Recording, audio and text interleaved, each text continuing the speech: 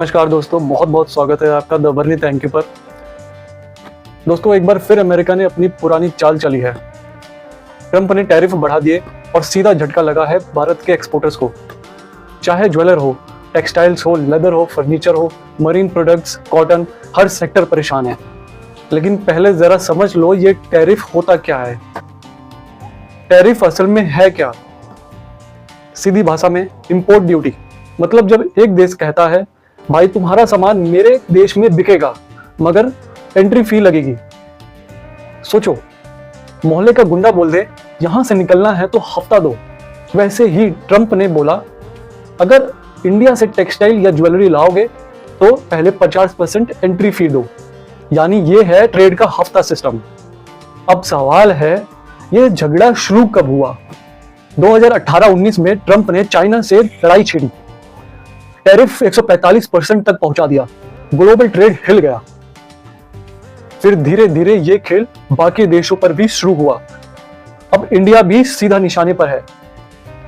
India में चिंता का माहौल है। जेम्स और ज्वेलरी काउंसिल ने कहा 50% टैरिफ से इंडस्ट्री का फ्यूचर डगमगा जाएगा। FICCI और ग्लोबल ट्रेड रिसर्च इंस्टीट्यूट के एक्सपर्ट्स ने बोला अनफेयर और डेंजरस। अखिलेश यादव ने लखनऊ के छोटे व्यापारियों के हालात पर सवाल उठाया। राहुल गांधी ने इसे सीधा ब्लैकमेलिंग कहा। सरकारी ऑफिशियल्स भी बोले अनफेयर, अनजस्टिफाइबल, अनरीजनेबल। लेकिन क्या सिर्फ बोलने से ग्लोबल पॉलिटिक्स बदल जाएगी? चीन को देखिए, ट्रंप ने 145% टैरिफ लगाया, चाइना ने तुरंत काउंटर टैरिफ लगाए। नेगोशिएशन की मेज पर ट्रंप को झुकना पड़ा और आखिरकार टैरिफ 30% रह गया। मतलब साफ है, जो पलटवार करता है वही डील जीतता है।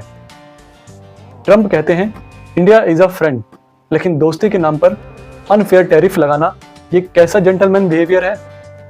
यही ट्रंप हैं जिन्होंने यूक्रेनियन प्रेसिडेंट जेलेंस्की को अपने ही ऑफिस में इंसल्ट किया था। यानी एक तरफ दोस्ती की बातें और दूसरी तरफ दबाव की राजनीति। यही है ट्रंप का असली खेल। अब असली सवाल है इंडिया क्या करेगा? जनता का काम है स्वदेशी अपनाना, लोकल प्रोडक्ट्स खरीदो ताकि फॉरेन टैरिफ्स का असर सीधा ना पड़े।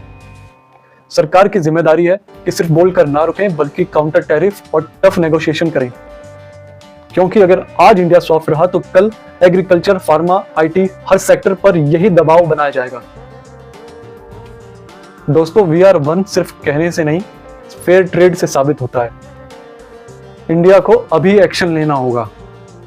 स्वदेशी अपनाकर लोग अपनी ताकत दिखाएं और सरकार काउंटर स्ट्रेटेजी अपनाकर एक्सपोर्टर्स को बचाए।